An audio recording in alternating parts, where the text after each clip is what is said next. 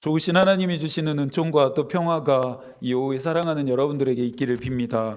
오늘 본문에 나오는 소금과 빛의 비유는 그리스도인들의 정체성을 가장 잘 설명해 주는 비유입니다. 정체성은 또 사명이라고 불리우기도 합니다. 하지만 우리에게는 이 정체성보다는 사명적 측면에서 이 비유가 더 친숙한 것 같습니다. 정체성이든 사명이든 어느 쪽에라도 분명하고 날카로워지려면 늘 그렇듯이 말씀에 대한 올바른 해석이 뒤따라야 합니다.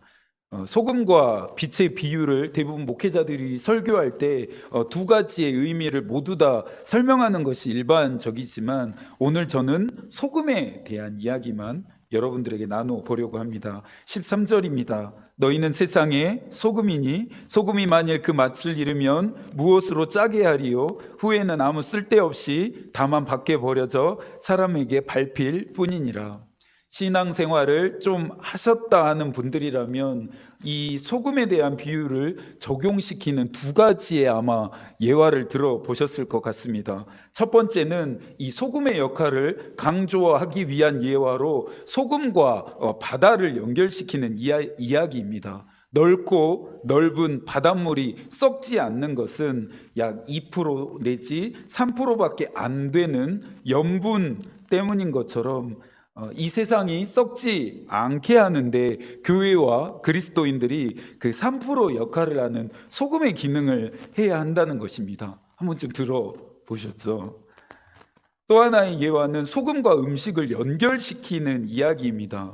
음식을 하는데 수많은 조미료들이 들어가게 되어 있습니다. 그런데 그 조미료들 중에서 가장 중요한 조미료는 소금입니다. 소금의 역할은 음식을 하는 데 있어서 단연코 중요하다 할 수 있습니다. 왜냐하면 이 적당한 소금의 짠맛이 음식의 전체적인 맛의 균형을 잡아주기 때문입니다. 그러므로 소금은 당연히 짠맛을 내야 하고 짠맛을 잃어버린 소금을 쓰면 음식까지 버리게 된다는 사실을 가지고 그리스도인들이 짠맛과 같은 믿음을 잃어버려서는 안 된다라고 하는 예화입니다. 이것도 들어보셨죠?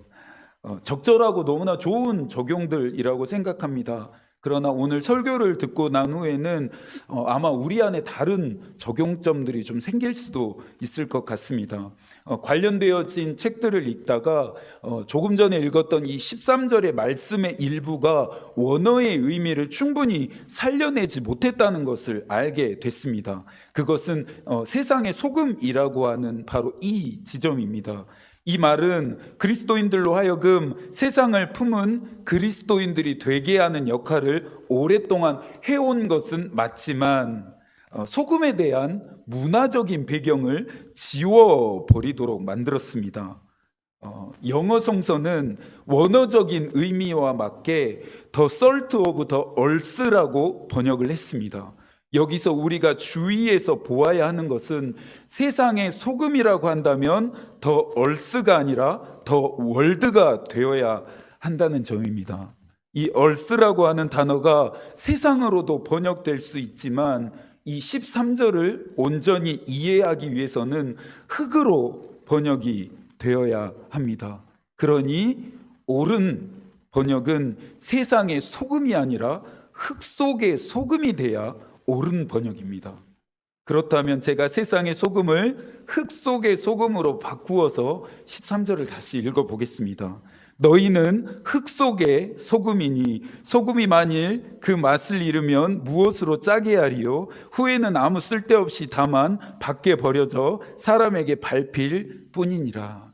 슬슬 우리가 아는 소금에 대한 비유와 지금 멀어지기 시작한 것 같습니다. 도무지 이해가 가질 않습니다. 소금과 세상의 그 연결고리가 우리에게는 너무나 친숙하고 강력해서 그런지 흙과 소금이 쉽사리 연결되지가 않기 때문입니다. 이것은 고대 근동의 문화적 배경을 이해하지 못하기 때문입니다. 여기에서 말하는 흙은 진흙을 말하는데요. 진흙으로 만든 화덕을 의미했습니다. 이스라엘은 지형적 특성상 울창한 산림을 가지고 있지 않기 때문에 나무가 굉장히 귀했습니다. 그래서 옛날 우리 아궁이에 장작을 넣어서 불을 피우는 것처럼 장작을 떼서 불을 피울 수가 없었습니다. 대신에 기르는 양이나 염소 등의 그 짐승들의 변을 긁어 모아서 이 짐승들의 변을 연료로 사용하기 위해서 지붕 위에 널어서 햇볕에 바짝 말렸습니다. 이 일은 주로 딸들에게 맡겨진 일이었습니다. 하지만 문제는 햇볕에 말린다고 해서 짐승들의 변에 불이 쉽게 붙는 것이 아니었습니다. 말린 변이 연료로 사용되기 위해서는 그 성질을 바꾸어내는 촉매제가 필요했는데요. 그것이 바로 소금이었습니다. 목사님, 점점 이야기가 산으로 가는 것 같습니다. 도대체 우리가 잘 알고 있는 이 비유를 가지고 도대체 왜 이러시는 건가요? 하실 수도 있으실 텐데요. 진흙으로 만든 화덕 안에 가장 먼저 바닥에 소금을 깔았습니다. 그리고 그 위에 말린 짐승의 변을 깔아서 불을 붙이면 이때 이 소금이 촉매제 역할을 해서 불이 잘 붙게 만들었습니다. 이 문화가 우리나라에 있을까요? 없을까요? 있습니다. 예전에 연탄에 불을 붙이자면 연탄에는 절대 불이 처음부터 쉽사리 붙지 않습니다. 촉매제 역할을 하는, 불을 붙게 하는 뭔가를 연탄과 연탄 사이에 끼워 넣어야 했습니다. 무엇입니까? 번개탄입니다. 이때 이 소금이 번개탄과 똑같은 역할을 했습니다. 짠맛을 잃어버리면 밖에 버려져 밟히게 된다고 예수께서 말씀하십니다. 진흙으로 만든 이 화덕 밑바닥에 깔려 있었던 소금은 사용이 반복되면 반복될수록 그 효과가 떨어졌습니다. 그 기능을 다했습니다. 그래서 이 기능과 효과를 다한 소금은 모두 다 긁어내서 밖에다 내버렸습니다. 짠맛을 잃은 소금이란 우리가 생각하는 맛의 짠맛이기보다는 효과를 다한, 기능을 다한 소금이 되는 셈입니다. 그러니 세상의 소금은 맛의 변화로 이해하기보다는 기능의 유무로 해석하는 것이 옳습니다. 에어컨의 기능은 시원한 바람을 내게 하는 것이죠. 전화기는 통화가 주 기능입니다. 전기밥솥은 당연히 밥을 하는 것이 주 기능입니다. 그렇다면 이와 같은 제품들이 제 기능을 하지 못한다면 어떻게 해야 합니까? 내다 버려야 합니다. 그런 후에 새 것으로 교체해야 합니다. 지금까지의 내용이 잘 정리되고 이해되어졌다면 당연히 우리는 질문해야 합니다. 그렇다면 그리스도인들의 기능은 무엇인가? 그리스도인들의 기능을 이해하기 위해서는 오늘 본문이 위치하고 있는 곳을 먼저 주목해야 합니다. 우리가 읽은 오늘의 본문은 산상수훈, 그 중에서도 8가지 복 이후에 곧바로 이어지는 말씀입니다. 이 8가지의 복이 최종적으로 향하고 있는 지점이 오늘 우리가 읽은 본문입니다. 그래서 그리스도인들의 기능을 16절에서 다음과 같이 말합니다. 이같이 너희 빛이 사람 앞에 비치게 하여 그들로 너희 착한 행실을 보고 하늘에 계신 너희 아버지께 영광을 돌리게 하라. 소금된 그리스도인들의 기능은 무엇입니까? 하늘에 계신 아버지께 영광을 돌리게 하는 것입니다. 이것이 그리스도인들의 기능입니다. 그리스도인들의 삶의 목적입니다. 소금이 촉매제가 되어서 마른 짐승의 변에 불이 붙게 하는 것처럼 우리는, 그리스도인들은 세상이 하나님을 보게 하고 사람들이 하나님을 예배하게 하는 촉매제와 같은 삶을 우리는 살아야 합니다. 이 일에 쓰임받기 위해 저와 여러분은 부르심을 받았고 사명이라고 하는 것이 주어졌습니다. 그런데 하늘에 계신 하나님께 영광은 어떻게 돌려지게 됩니까? 이 지점이 소금의 기능 중에서 제일 중요한 부분입니다. 바로 그리스도인들의 착한 행실을 보고 세상 사람들은 하나님께 영광을 돌리게 된다는 것입니다. 사람들은 저와 여러분을 주목하고 있습니다. 세상은 교회와 그리스도인들을 주목합니다. 그리스도인들은 과연 믿는 대로 선하게 살고 있는지, 교회는 정말 세상과 다른지 그들은 지켜보고 있습니다. 착한 행실이란 올바르고 도덕적인 행동을 의미하지만은 않습니다. 성서는 도덕책도 아니고 윤리책도 아니기 때문입니다. 성서는 하나님의 말씀입니다. 세상 사람들로 하여금 하나님께 영광을 돌리게 하는 착한 행실이란 그렇다면 무엇일까요? 그 답이 바로 팔복입니다. 마음을 가난하게 함이 착함입니다.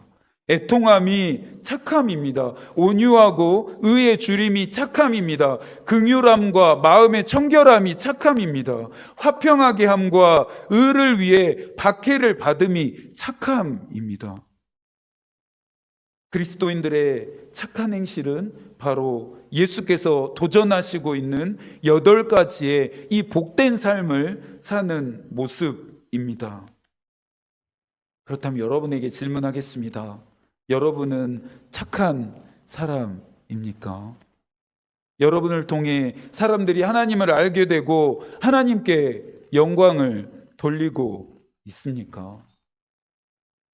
한국교회 그리스도인들의 가장 큰 문제는, 이 안에는 물론 목사인 저도 포함되어 있습니다, 너무나 은혜와 복에만 연연한다는 점입니다.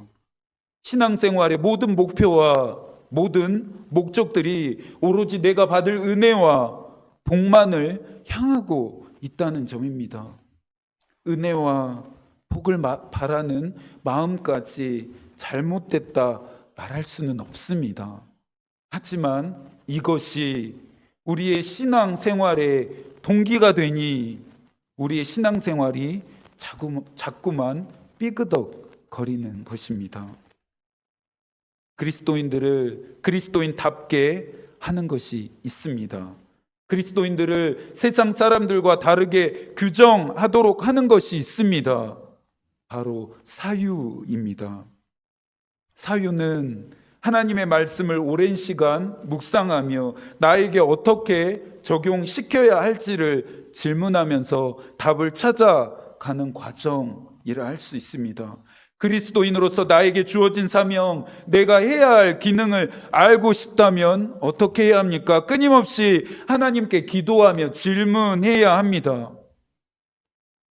소금을 통해 불이 피워지듯이 하나님께서 나를 통해 하실 일이 무엇인지를 질문하고 생각해야 합니다.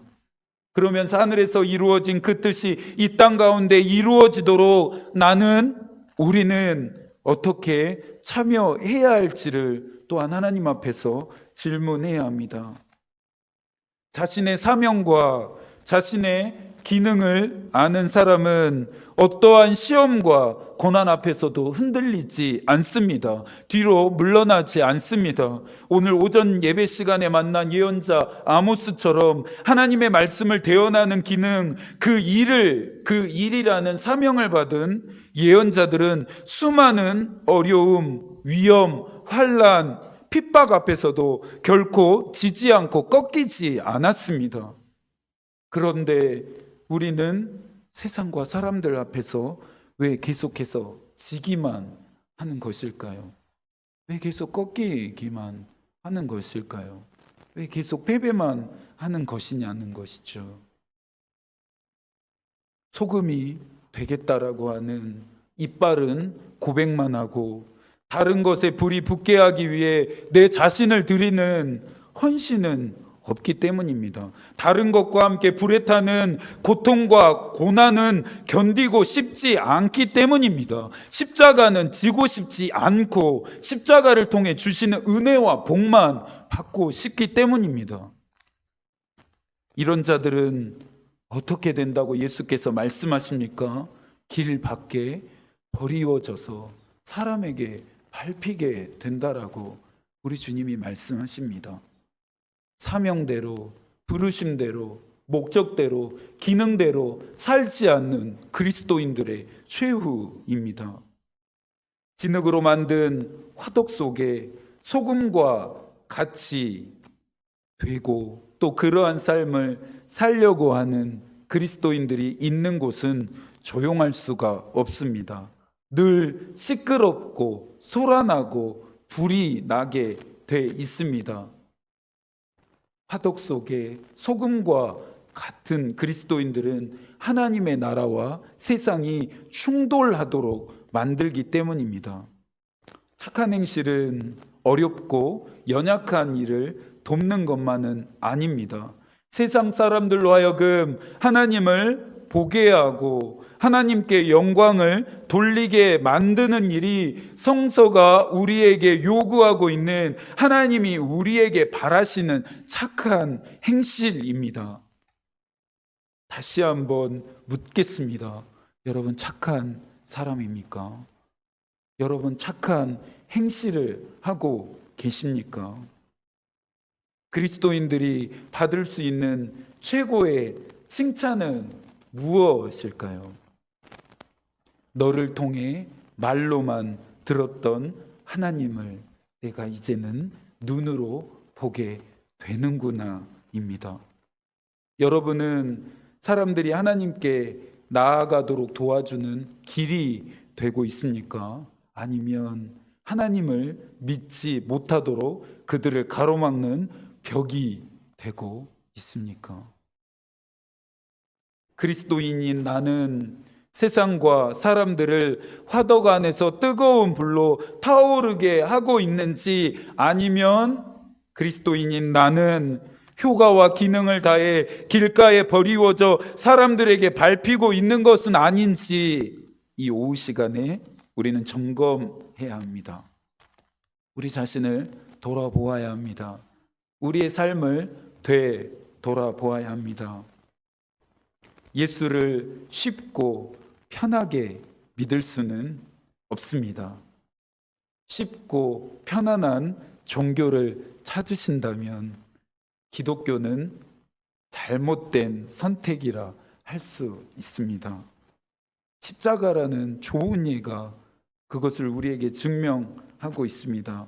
예수를 믿는다는 것은 매일의 일상 안에서 피 흘리는 영적 싸움을 해야 함을 전제합니다. 나는 어떤 사람이 될 것인지, 나는 어떤 삶을 살 것인지를 하나님께 날마다 매일의 일상 안에서 질문하면서 그 답을 찾아가는 과정을 늘 가져야 하기 때문입니다. 오늘 이 시간에 여러분을 향한 하나님의 말씀하심을 들으셨습니까?